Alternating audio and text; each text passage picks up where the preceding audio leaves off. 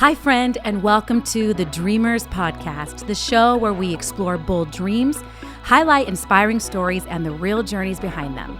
I'm your host, Lydia Ingeniery, and each episode I sit down with creators, founders, visionaries, and everyday people who dared to imagine more and did something about it.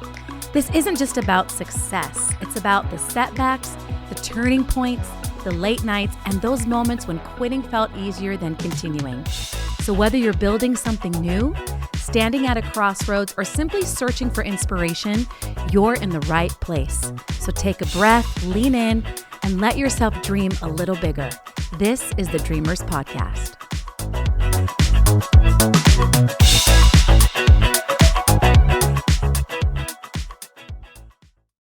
Well, welcome back, everybody, to the Dreamers Podcast. I'm so grateful that you have chosen to listen in today. And again, I'm so excited about this episode that is coming your way today. We are joined by the amazing Pastor Ian Simkins. And you are just in for such a treat. I have been wanting to have a conversation with Ian for a long time.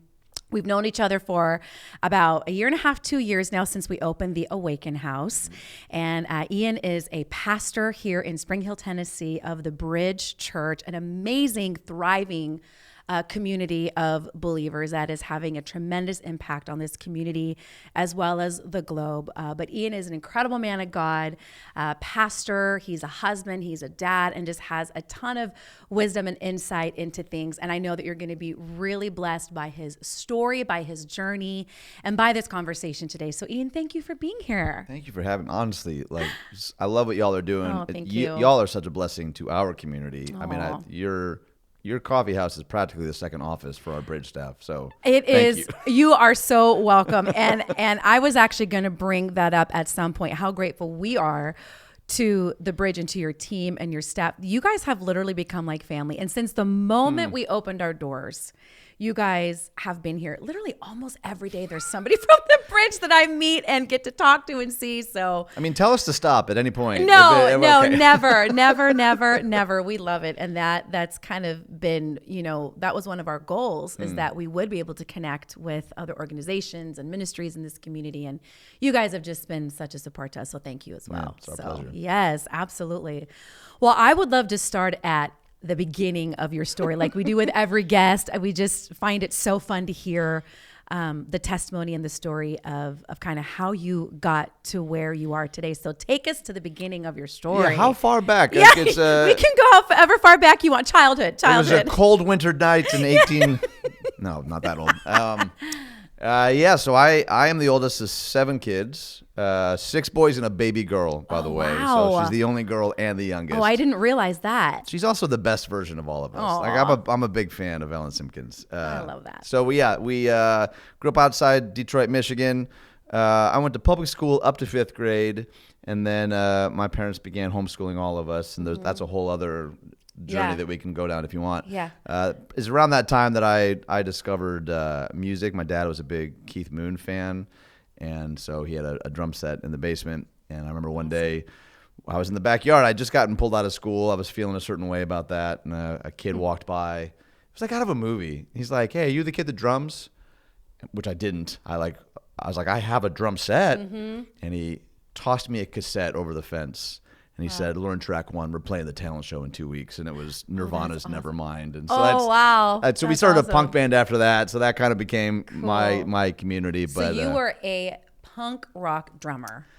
I mean, I hesitate to say that at all in Nashville. Sure. I'm a Detroit drummer, Gotcha. not a Nashville drummer. The only rules we had in punk music were like faster and louder. Right, so like finesse is not necessarily my strong suit. Gotcha. But that became, in a lot of ways, we had a student ministry at our church, Fairlane Alliance Church in Dearborn, Michigan, which was really formative to me. And then music became a bit of a community. And the sentiment of the punk community was something that I always kind of gravitated towards. Yeah. It seemed like, this is a place for misfits, for people who feel like they don't have a place. And that would become strangely, I think, prophetic in a lot of what drew me to ministry later. But that was a lot of where I was kind of in my angsty teenage years trying to figure out where do I belong? Yeah. So you were a homeschool kid in the 90s, Yeah. right? Yeah. OG. Just give us a couple, little stories about what that was like. Oh man, is my mom going to watch this? Yeah. Homeschool has changed so much. And I think those of us who survived that, are pretty amazing people. And also shout out to my parents because absolutely. there was so much wisdom in what they were doing that I didn't realize how wise it was. A couple of things. So my grandpa was a bit of a mechanical genius, and my parents would regularly send us just to go spend the afternoon with him, just go learn from grandpa. Yeah. I didn't realize that learning could be like that. So I would come home from an afternoon with him, and I'd be like, oh man, I probably still have a bunch of schoolwork to do. And she's like, no, that was school for today. And that unlocked something for me. I also remember in the high school years, starting to feel a little angsty about not learning precisely what my friends in public school were learning and feeling some anxiety toward that. And I distinctly remember my mom saying, this was such a wise moment. She said, it's actually less about what you know and more about, do you know how to get the information that you need? She taught us what lifelong learning was and how to think critically. Yeah. And it's why I think my siblings and I still get along so well. There's a wide diversity of theological and political and social convictions. Yeah. But there's a hunger, there's a curiosity that I think my parents really a growth mindset instilled in us. Yeah, exactly. Which again, when you're 13, 14, 15, at least for me, all I wanted to do was fit in and be normal. And realizing now, they formed something in us. It was tricky because my parents were also pretty chill. So if I was supposed to have a test on Friday and Friday came and I wasn't ready, my mom would be like, you can do it on Monday. Yeah. Well, then I go to college. That does not work there. I remember telling a professor, he's like, hey, the test today. And I'm like, I don't think I'm ready. And he's like, too bad. I was like, oh no. Oh, this is the real world. Oh shoot. Apparently. So I had to learn some things pretty quickly, but immensely grateful for my parents' wherewithal. Yeah. Oh no, absolutely. And what I love about homeschool is how it affords you as a family, you as parents, to really take that extended time to cultivate the gifts in your kids. Totally. And to just allow them to focus on that. And that's been a great outcome of our story too with our kids, is that our boys especially, they're already at such young ages, launching into their careers and doing all sorts of crazy things. But that's so cool. Yeah. So then around 16, you started to kind of feel this pull towards ministry. You started preaching. Tell me about that. How did you get into that? Less of a pull and more of a violent shove, I guess. I was so 16, probably the height of my punk rock, angsty, whatever, teenage. And our pastor one Sunday, he pulled me aside. He said, hey, I want you to preach next month. And I was like, oh no, thank you. And he said, I wasn't asking you. And I was like, what? I was like, what would I preach on? Yeah. And he said some version of, the Lord will reveal that to you. Mm-hmm. And I was like, what does that mean? Again, I have no clue. So he was a big scary man. And I was like, all right, I'll give it a shot. So I prepared a sermon. And again, this would also become kind of weirdly prophetic in my story. I preached on Moses, and I called it something like Moses, the story of a reluctant leader. Ooh, and I just did not. I didn't realize just how much of a theme that would become. So I prepared and prayed and prepared and prayed, and it came time to deliver this sermon. And objectively, it was terrible, embarrassingly terrible. And I knew it, and I felt it, and so I walked off the stage, pretty embarrassed. My family and friends are here, and there's only a handful of moments that have been this seismic for me, and this is one of them. There was a woman, a sweet old woman in our church. And she came up to me afterwards. I think she was the first person to talk to me. And she said two things. First, she pointed at the stage and she went, that was bad. And I'm like, she said that? Legitimately. Wow. And I was like, thank you. I'm aware. But then, thank you, Captain Obvious. Yeah, exactly. Yeah. Does my face not show that? But then the second thing she said was, she looked me dead in the eyes and she said, but I believe the Lord has given you a voice. Yeah. So you better learn how to actually use it. That's so good. And then just walked away. Yeah. It was such a seismic shift for me. I cannot overestimate or overexplain how pivotal that was for me. Yeah, that is so crazy. I love how even in our worst moments or rawness, just the fact that you got up there and did it, even I appreciate that. even just out of sheer obedience to your big scary pastor, like it's not an option. You are doing this. How people can still see the potential in you, and so did that. So you say your sermon was awful. Did you think I'm never doing that again? Or did something kind of go, okay, wait, maybe this is what I'm called to do? How did that happen? It's kind of a mix of all of it. And I'm not that proud of the next part of this story because there really was, for me, internally, an unmistakable, I guess, seed planted. Yeah. And I wish I could tell you, and it was at that moment that I surrendered my life to the call and I was obedient. I kind of ran from it for probably the next 4 years.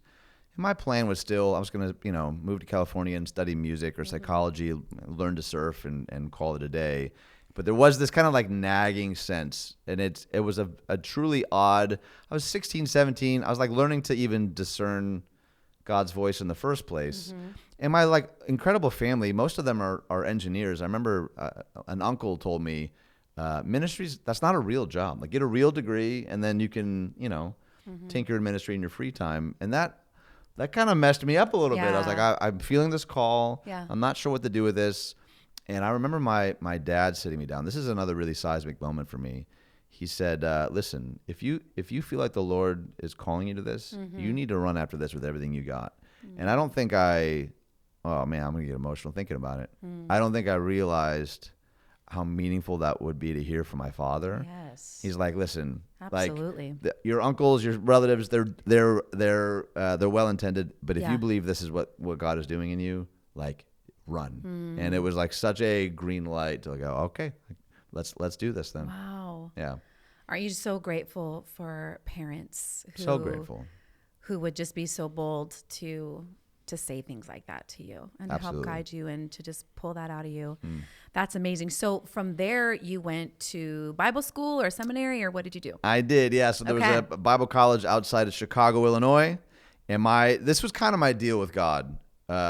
Listen, if I'm gonna do this ministry thing, I'm gonna go where the fun is, and student ministry seemed the most fun of the options. Naturally. I was like, all right, I'll be and again, in the dark ages, there wasn't a lot of student ministry programs. That was still kind of a new-ish concept.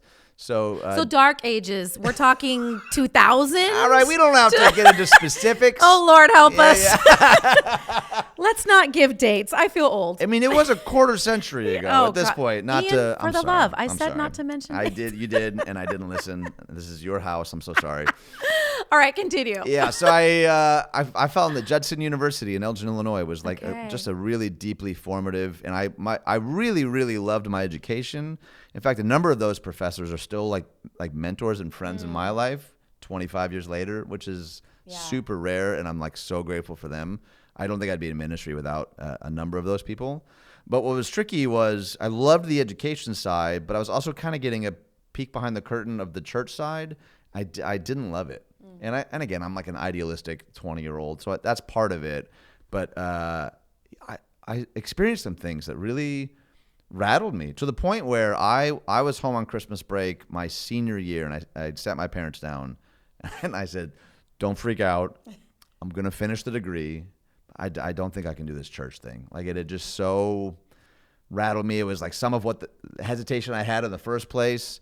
And I think it was a week or two later, a church I didn't apply to said, hey, we'd like to offer you a job. And I was like, what? I was kind of looking to course correct. And so that's a whole other part of the story. But that was a very, very formative season for me. Yeah. And that church hiring me, it's a much longer story. I don't know how much time we have, but they hired me. I had an opportunity to spend a summer in India, and that was also a massively formative season. But I ended up getting kicked out of the house I was supposed to stay in. So I was essentially like a wandering nomad for the better part of 2 months in northern India by myself. And then I came back to the suburbs of Chicago to my first big boy job, having now just experienced a whole mess of things. Yeah. And 13 months after they hired me, the lead pastor was forcibly removed for just a laundry list of moral failures. Wow. And again, so whatever angst I had towards what I had seen in some of my internships, I was like, this doesn't help. Front row seat. Yeah. Obviously, like it really rattled the community, rattled our church. They hired an interim guy, and that didn't go great. And so that's about when we had discovered, for the first time that we had as a church, 6 months to bankruptcy. Oh. Nobody was really paying attention, and that's part of the story. And it's around that time that the elders called me in and said, "Hey, do you want to take a crack at it?" And I was like, "Not really." Like that seems no. insane. I'm out. Truly. Wow. And at this point I'm 25, I think, maybe. Yeah. And they said, "Would you at least spend a week and pray and fast about it?" And I was like, shoot. Yeah. And I don't want to like over spiritualize that. I don't know that I've ever experienced a 180 in my heart like I did that. I went into the beginning of that week like, all right, I'll pray to appease them, but I'm not doing this. And by the end of those 7 days, it was like, you'd heard from God. Lord, am I supposed to do this? Wow. I don't. And I have a bachelor's of youth ministry. I'm like I preach barefoot at this point. Like I got hair down to my shoulder. I'm not your prime lead pastor candidate. And the Lord just did something like really, not only in my heart, but I ended up pastoring that community for 10 years, and it just was like such a beautiful season. And there's still some of my closest brothers and sisters. Yeah. Wow, that is amazing. So would you say it's kind of in those years that this teaching gift that you so excel in and is so powerful, is that when you kind of just developed your love of teaching the word? That's very kind of you to say that. I have lost count of how many people from that church I have texted to apologize for the years of sermons they had to endure from me. I literally was a kid trying to figure this out. We've all been young in our We've endeavors. all been young, but not everyone has to endure week after week. Like, I don't think he knows what he's doing. So again, I think I am the recipient of a number of really incredible mentors, some of whom saw the train wreck way before I ever did and said, "Hey, we're getting coffee once a week because you need help. Like and like some of these men are still in my life. Like people who poured into me. This church is also where I met my amazing wife. Like there's just so much that happened here. But it is kind of where I guess you could say cut my teeth. Yeah. And there is something about, how do I say it? When you endure like pain and suffering as a community like that, there's a depth of intimacy. Oh yeah. That just cannot be matched. So like even though objectively my teaching was poor, but there was this general sense of like, hey man, we're for you. Yeah. Like this is not like an audience to impress. This is like a family trying to heal and just trying to hear from God. And so I was like, all right, if that's the aim, it like was the best environment to learn because I knew that everyone in that room was for me and they weren't arms crossed like, all right, let's see what the kid has. It was like, that's amazing. Oh, we're all kind of trying to like listen to God together. Yeah. And that taught me so much about preaching. In a lot of ways, I haven't thought about this in a long time. It's informed much of my preaching philosophy today. Like preaching for me is not Ian's going to go off on a mountain and then come back and like, here's what it's like, no, what's the Lord doing in our midst together? Like we're a community together. I'm like way more interested in that kind of teaching and writing and preaching. And that's so shaped a lot of it. Yeah. Yeah. That's amazing. So you were there at that church for 10 years ish. So now you're like in your mid 30s or so, something like that. Okay. You meet your wife.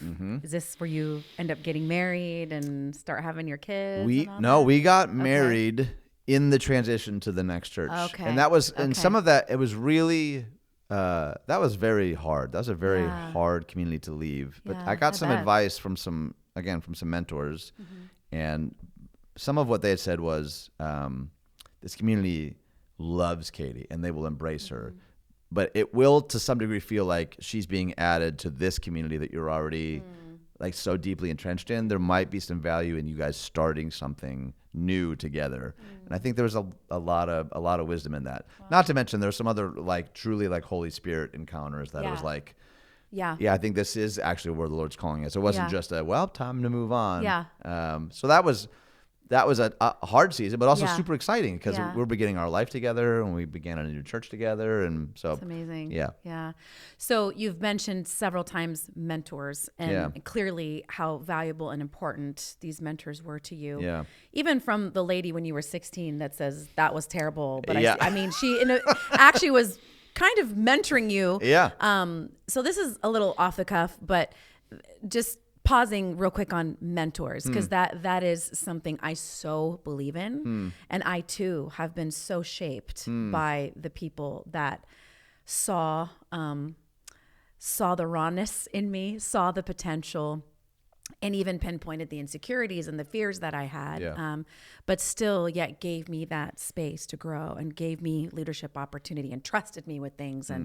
And how these people have shaped my life. What would you say to the person listening or watching about mentoring and why it's important to always have somebody that's mentoring you? I would add to that too. I think it's critical to always have someone who's pouring into you and that you're doing the same for someone else. Yes, absolutely. And I think, again, I mentioned there were a couple of seasons where I didn't seek out mentorship. They told me like, "Yo, we're gonna get some FaceTime," and I'm just so grateful for that. But what I learned though in those seasons was that even just I was so scared of asking someone to mentor me. Yeah. That felt like so vulnerable. Like, I don't want to put you out. And what has blown my mind, and I'm like embarrassed to admit it, is how honored people are when you take the time to, even if they don't have the time right now, just even like getting over your own fear and saying, man, I love the way that you parent. Yeah. Or I look at your marriage. I'm like, that's what I want my marriage to look like. Or whatever your craft is. That was the other thing that I learned is you don't need a all-encompassing unicorn mentor. Like it's okay to say, you are killing it in this one area. Yes, that's so good. Can I buy you coffee once a month? Mm-hmm. And so for me, I have a preaching mentor. Yeah. I have like a parenting mentor. Yeah. I have a financial mentor. There you Like go. it's someone that I think just understands like kingdom economics in a way that is like so enthralling to me. So not being afraid to get specific. And then also, and something happened for me, and this I know is not unique to me. When I turned 40, that really was like a switch. Like I want to obviously keep growing in my craft and growing as a husband and a father, but I like cannot turn off this desire to like raise up and pour into the next generation. Like, man, who am I investing? Who am I pouring myself out for? Because I'm about the age that other people were doing it for me, and so that's been been an exciting kind of revelation. Yeah, absolutely. And I think it's important when you're seeking mentoring that number one, you just have to be bold to ask. Yeah, right. You just have to be bold to ask. And I too have found that most people are honored to be asked and will respond. And that it really is your responsibility as the mentee to seek out the mentor and to just to be proactive in that. So that is awesome. So you for a short time also hosted a radio show. Oh no! What is this? What is this? You talk about that. What kind of show? For how long? It was okay. So a couple of years. This story is wild because I was pastoring a church. Like I wasn't looking for a gig, and there was a Christian radio station in town, and they that's a much longer story, but they said, hey, we have this half-hour block at 3:30 in the morning. Would you be interested in coming in and like pre-recording something and we'll play it at this slot? Okay. I was like, I like challenging myself. Like that's different than preaching. That's different than. So I was doing this, pre-recorded thing, and there was another pastor that apparently was doing the same thing. And then one day they said, hey, our like main drive time guy is gone for a week. Would you guys take a couple of days live? I'm like, that's a 2-hour drive time slot. It's way different than a pre-recorded 3:30 a.m. That's slot. kind of a big deal. It was so scary. Yeah. And so he and I did it together. And when we came back, they said, okay, cat's out of the bag. We did that to see who we wanted to offer the role to, but we loved y'all's chemistry. Would you be willing to do this together? And the whole kind of premise was he and I were both pastors in the trenches, like working with regular, everyday, normal people with regular, everyday, normal problems. Yeah. And again, I was like, I already have a job. And they just were so accommodating with like creative freedom and timing and when we actually recorded stuff. And so for I think it was almost exactly 2 years, me and my buddy Brian just got to like process the world and That's what awesome. we're facing as pastors and Yeah. and as husbands and fathers. And Yeah. he's still doing the show. I guess that's what, 7 years Wow. later, That's and awesome. and it's killing. It's called The Common Good, and it's just yeah, what a surprising like little season of my life. Yeah. And it was really sobering because like there's a different cadence to like a Yeah. live radio thing. Oh yeah. Like having to come up with hopefully something intelligible. Did you ever like blank out Oh, live all and be the- like, la, la, la, la, la, la, la? I blanked out I'd be so nervous. segment 1, minute 1. No. Brian, I think he'd be okay with me saying this. He said the name of the show wrong. He's like, "Welcome to the Common Ground." I'm like, that's not it. And then you can find the audio clip somewhere. He cuts to me, and I totally Porky Pigged it. I was like, "Happy to be, gonna be. Anyway, it's gonna be a good day." So that was episode 1. I would have lost it. So I cannot keep a straight face ever when same. something makes me just No, laugh. it's And horrible. That The fact that they gave us a second shot is miraculous. I love it. Oh my goodness. That is so funny. Well, I was just curious about that because I read that in your bio and I was like, really? That's incredible. I have to ask about It that. was so fun. We had a lot of fun. Oh my goodness. Oh my goodness. So now here you are in, Spring Hill, Tennessee. You're married to your beautiful wife. You have 3 boys. And you're the lead pastor of The Bridge. How did you end up here? I've been meaning to ask you this. You want all the tea. I do. You know what? I want all the juicy details today. I honestly think when I tell these stories in succession, I wouldn't blame anyone for not believing me because some of the details are so wild. So I'm at a church. Like I have a job. We loved it. My wife is from Chicago, born and raised. Like we're, driving distance of all of her family. And I got an email truly out of the blue from someone named Stone. Yeah. And I was like, well, that's not a real name. And so This person doesn't exist. Stone, This is fake. yeah, that's an odd spam name. And then he said to follow up, and I was like, oh no, this is like a person.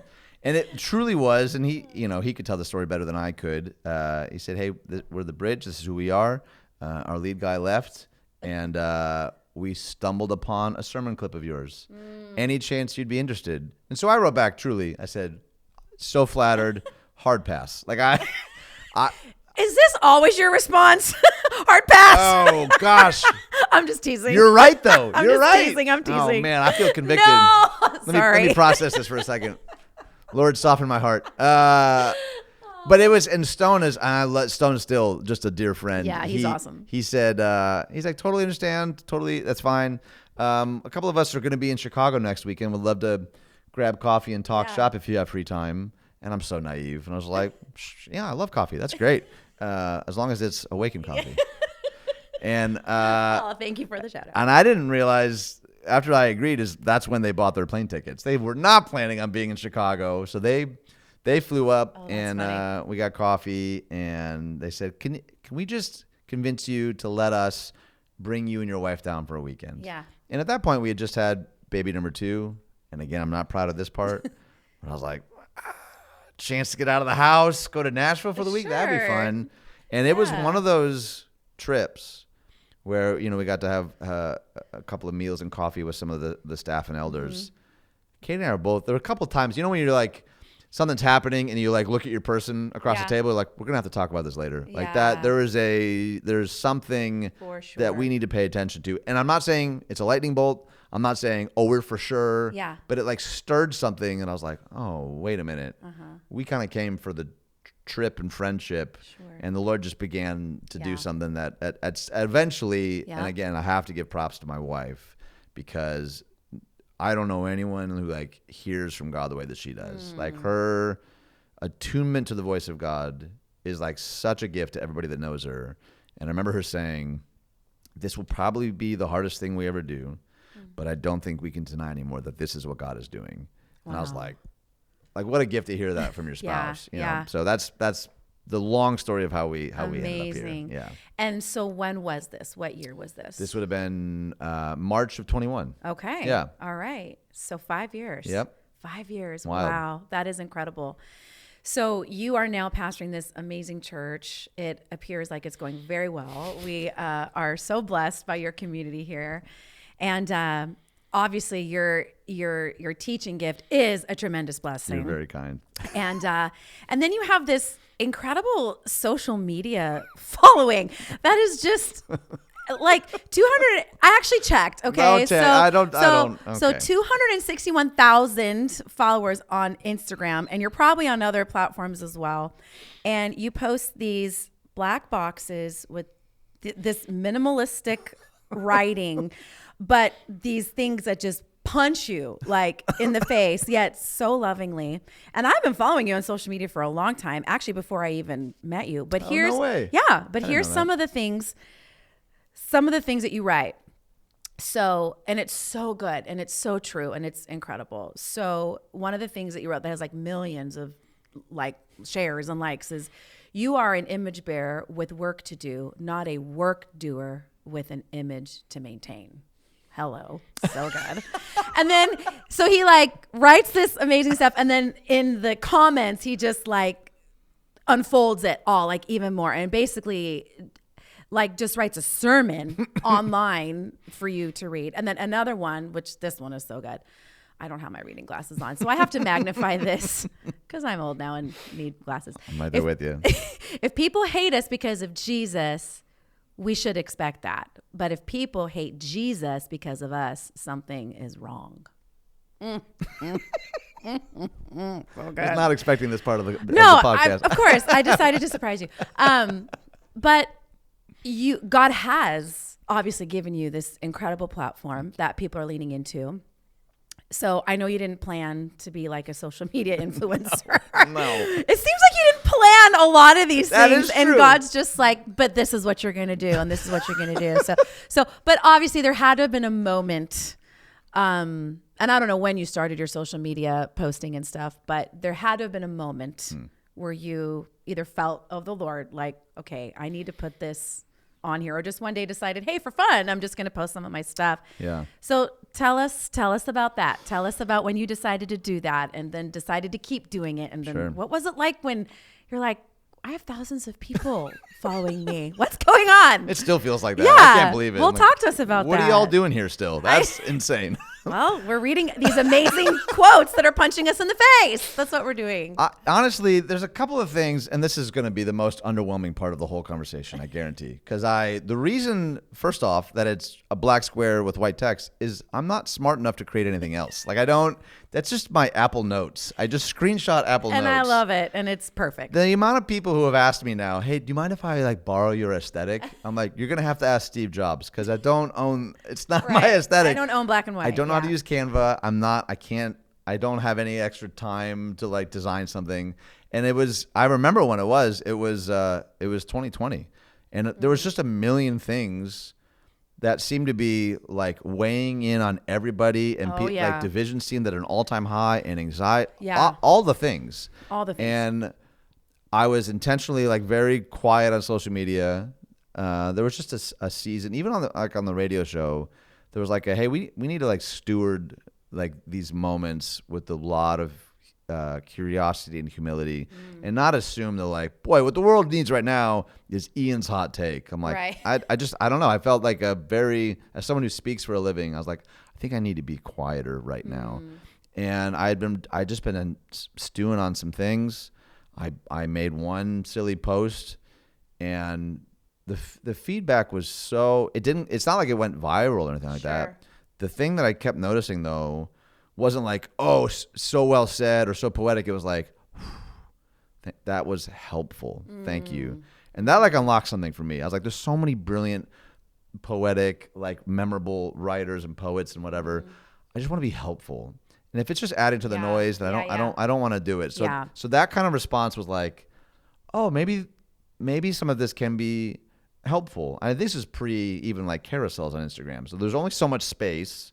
I'm like, oh, I wonder if I can distill down like biblical truths when you only have, that much space. And I think part of what has been helpful for me for the last now almost 6 years, I guess, wow, is all of that is rooted in a locale. Like anything that you see there is something that either I'm like preparing for a sermon or Yeah. like reflecting on a sermon or Yeah. it's for a staff training or it's a thing, even in a hallway conversation. Yeah. It's not, oh man, I'm trying to pastor the internet. Correct. It's a, oh man, I just had this conversation with Randy the other day and he touched on something. I wonder if I can like mull that over a little bit. So that's all rooted in like, what do I feel like the Lord is doing in my family or at the bridge or Middle Tennessee?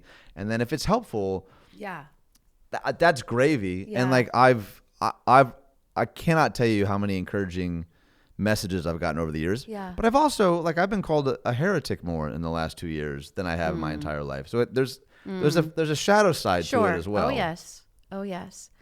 Well, thank you for your faithfulness to steward that platform. It's my pleasure. And to and I just want to add to, I think the reason it does carry weight, I just feel it's anointed, is because we know it's come. Those of us who know you and know your church and just know the kind of person that you are, it is clear that this is what you're living out. Oh, thank or you. you are speaking about. So thank you. Thank you so much. My pleasure. Now, the Bridge, I want to talk about the Bridge. This is a great church. And of course, I'm not here to platform any one thing or one ministry, but I am speaking to the lead pastor of the Bridge. And so I want to give you opportunity just to talk about this church and why this community is special and what about it is meaningful to you. Oh, man. I know for me, I've become very close to your pastoral team. You have a huge creative influence. You guys are releasing incredible worship music. You guys just released an album that is phenomenal. I was at the live recording. I was in the room when these songs were being declared and captured, and it was so stunning. So what's it like to pastor the Bridge, and what makes this place so special to you? It's surreal. Yeah. Honestly, anything anyone ever tells me that they love about the Bridge was that way before we got here. Like I truly, I believe so you. much Yeah. of what drew us to the Yeah. Bridge, I truly do not feel like I can take an ounce of credit because it's so much of what drew Katie and I here in the first place. Yeah. Was the people and the culture and also just what we sensed God doing. I just could not possibly express to you how proud I am of this team. Yeah. There's not a week that goes by that I'm not hearing of some story of some volunteer faithfully loving someone or praying for someone or serving someone. You mentioned Bridge Worship. Like, for as incredible as all of those songs are, like the people at the helm are like true pastors and servants. Yes. And what isn't making the record is them staying all the way to the very end to vacuum a hallway. Yeah. Like, there's just such a true humility. And I'm like, this is really top of mind for me right now because we had a night of worship last night that just felt like, I don't know, it felt like the Lord's leading us to just a new territory right now. Wow. And I don't think you can fabricate that. I don't think you can, it's just to step back and we'll experience like, this is just the Lord's kindness. Yeah. So obviously we work really hard on, we have values and leadership behaviors, and there's systems in place, and there's things that we call out and all that kind of stuff. But I can't express what it is like to work with this team, and I'm just so proud of them. And it is so surreal, even hearing you say it. Like, I get to pastor this church. Like, it's just an incredible, the staff, the volunteers, the community. It's been the ride of a lifetime. Yeah, I love that. Well, it's making an impact. There is so much fruit coming from it. So y'all are killing it over there. So great job. Thank you. Let's talk a little bit about family life and what family and ministry, I don't even know if looks like is even the right way to say it, but because it looks different for everybody. Yeah. But clearly you and your wife and your boys, you have a rhythm, I'm sure, and a way of doing things that hopefully is working for you. I know that Scott and I have been asked so many times, how do you balance just the demand of ministry, the demand of family, and I know for us, our answer is always, well, our family is our ministry. Yeah. And that's always going to be first. That's right. Their needs always come first. Our family's needs will always be above the needs of the church. We believe that's the right order of things. But obviously, there is a commitment that we've made in the ministry That's right. to shepherd the people of God, to be available to the people of God, and to walk with the people of God. So how does that look for you guys?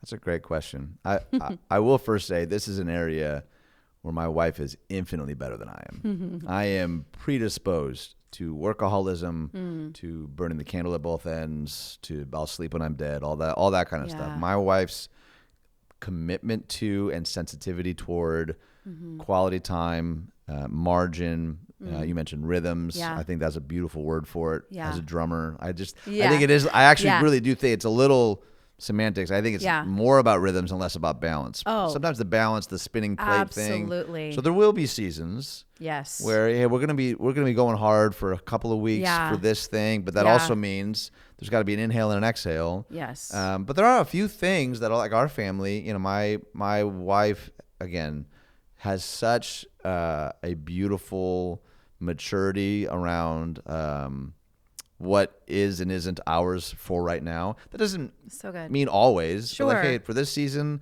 Yeah. with the age of my boys. Yeah. Now, ministry also affords a fair amount of flexibility, which I'm really grateful for. I get to go to recitals that like a lot of dads don't get to go to. Like, I'm very grateful for that. Yeah. But they're like little things. Like I was just sharing with our church a couple weeks ago where I was doing this thing, and maybe you can relate, where, you know, I'm taking one more phone call on the drive home.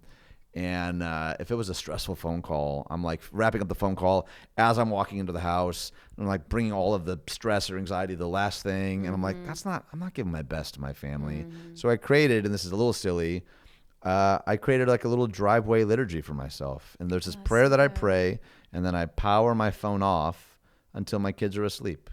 And that's not that big of a sacrifice, but I was noticing that even if it's in my pocket, Yeah. I'm like still kind of reaching for it or like checking it. Yeah. And I remember one day, this was really convicting. I was home, and my oldest was saying something to me, and I was kind of giving him the while, Yeah.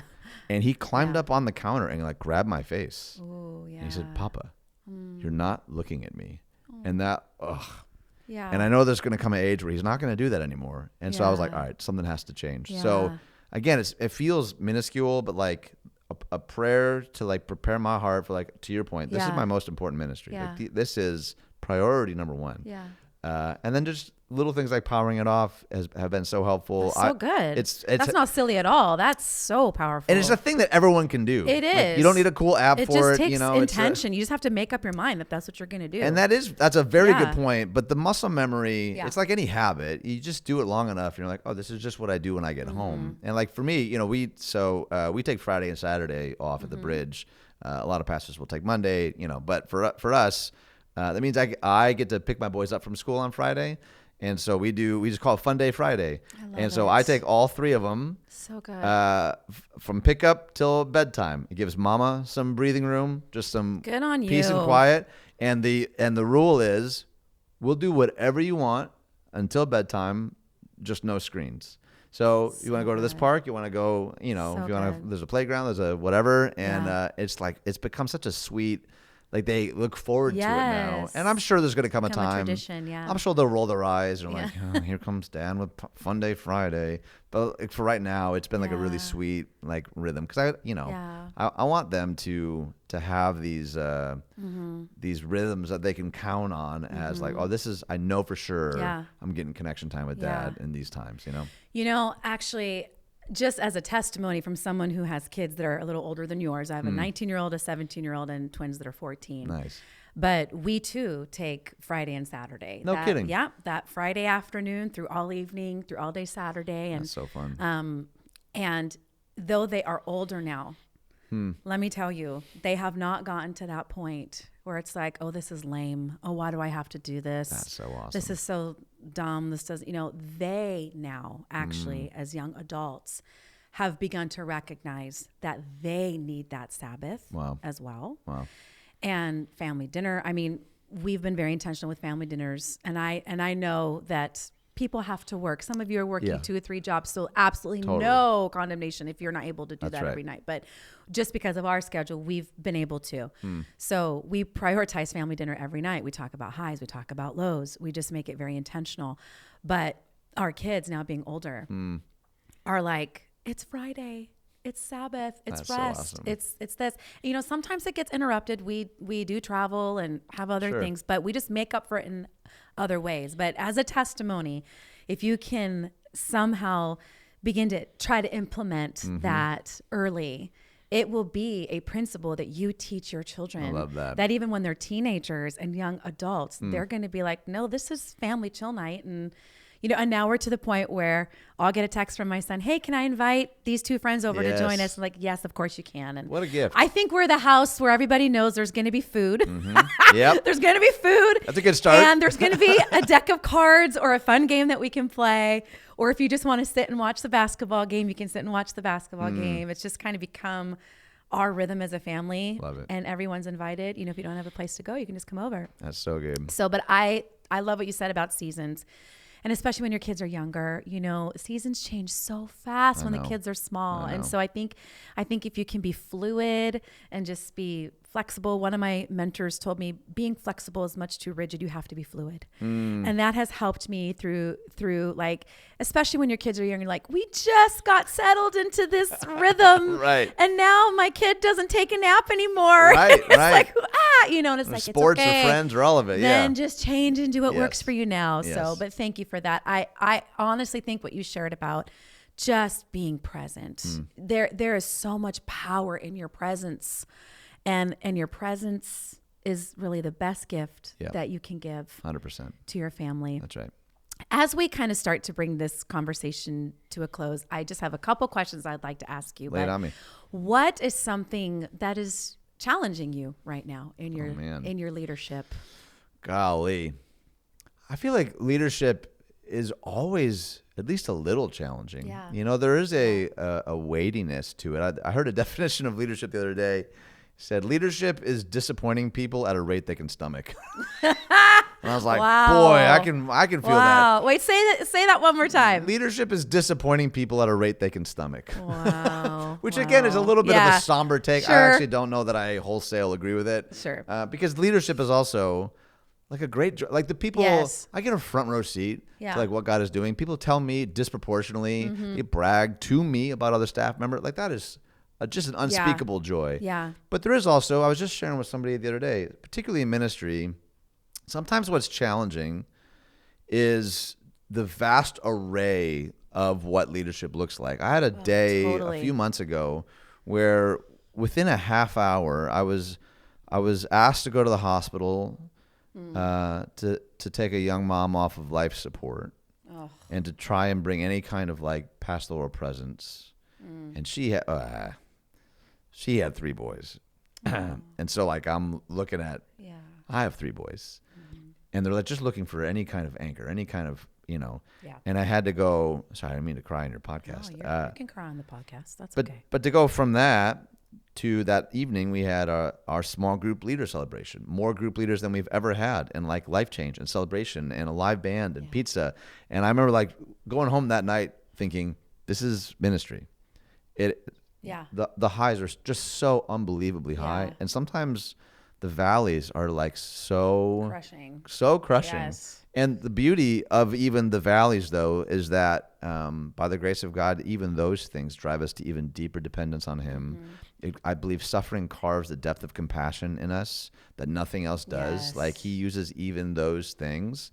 And leadership, I think, in a lot of ways, I have a leadership coach actually that gave me just a brilliant definition of leadership that I point back to a lot. He said, leaders build trust, bear pain, and bring hope. And so I'm regularly asking myself, man, where do I need to build trust, bear pain, or bring hope in this conversation or this one-on-one or this staff meeting? And there's always opportunity to do that. And I'm a simple man. So to have like an acronym or some kind of alliteration, like, okay, if I can do those 3 things today with our team, in my family, then I would feel pretty good about that. That's great advice. That's so good. Last question for you. Yeah. What are you dreaming about? Oh, man. I know you said we're wrapping up, so I'll try to not. Take your time. I don't want to preachify rush. this. Is there like a organ that'll play when like my time is up? We can have kind of wrap it up, let the fog roll in. So at our church, we talk a lot about tables, and Yeah. our vision of the bridge is Yeah. bringing the gospel to every table. every And what has been table. so captivating about Love that that. That's is so good. everyone has one.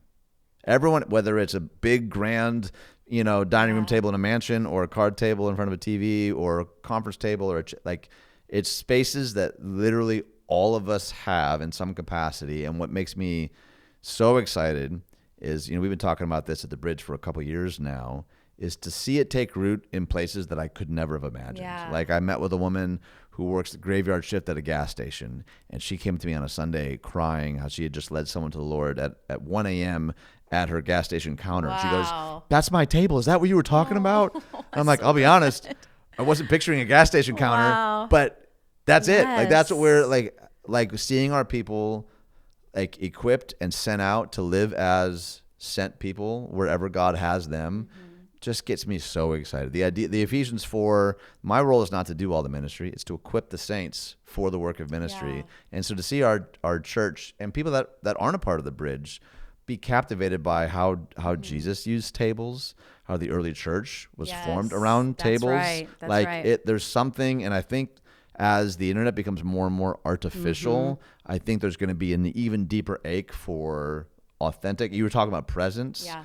About belonging, knowing, and being known, and to see that like take root in some ways, probably even especially in the ways that like I know didn't come from my brain, is like such a gift, because it means, oh man, people are catching it, and it's not just, oh, there's this initiative that we're Yeah. doing for season. Well, it's like, oh no, I got a text from an elder that said, I think tables are how the Lord's going to use me for the next 20 years of my life. It's like So such a good. cool thing, and that So just good. excites me endlessly. Yeah, that is amazing. And I love that. People are transformed at the table. That's right. Yeah, that's where holy hospitality just flourishes, and it changes people's lives. That's right. Pastor Ian, how can people be in touch with you and follow you and know what you're up to? Oh man, just go to theawakenhouse.com and They know where to find buy you. coffee, and I don't know. Is that even the correct website? I don't even know that. Almost. It's actually the awakenhouse.co, but that's okay. I'm so sorry. I'm so Whatever. sorry. I don't even. It's Ian Simkins is Ian Instagram. Simkins. There's Yeah. a website, Yeah. iansimkins.com. I think Yeah. is still active. I don't know. I should probably check that out. They can email me if they want. Yeah. Ian@bridge.tv. Love it. Love it. Amazing. Well, thank you. This was fun. Yeah, so This much fun. was good. You're very good at this, by the way. Oh, thank Like, you. well done. Oh, You're thank very you. good. Well, you made it easy. This was so great. And again, just want to honor you for your story and just the pieces that were woven in there, and just how the Lord relentlessly pursued you, because although you didn't necessarily at first see that strong call, the Lord did. And he just kept inviting you to that table as well. That's All right. through your life. It's so powerful. Thank you so much for being here, Ian. I encourage you to follow Ian on social media, to check out The Bridge. If you're looking for a good church, that is a good one if you're here local. And just rejoicing at this conversation today. I hope you were blessed by it. I want to encourage you, if you don't subscribe and follow this podcast, would you just take a quick minute, subscribe, follow, and share this. If you were listening today and hearing something that you thought, oh, this person would be so blessed by this, so encouraged, would you just take a moment to share it on your platforms? And I can't wait to see you back on the Dreamers podcast next time. Thanks for tuning in today.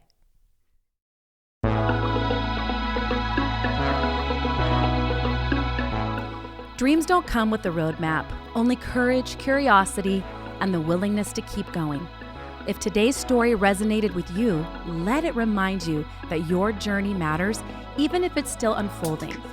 Thank you for spending this time with me today on the Dreamers podcast. If you enjoyed this episode, be sure to subscribe, leave a review, and share it with someone who needs a little inspiration today. Until next time, keep dreaming, keep moving, and trust that the story you're writing is worth telling. We'll see you on the next episode.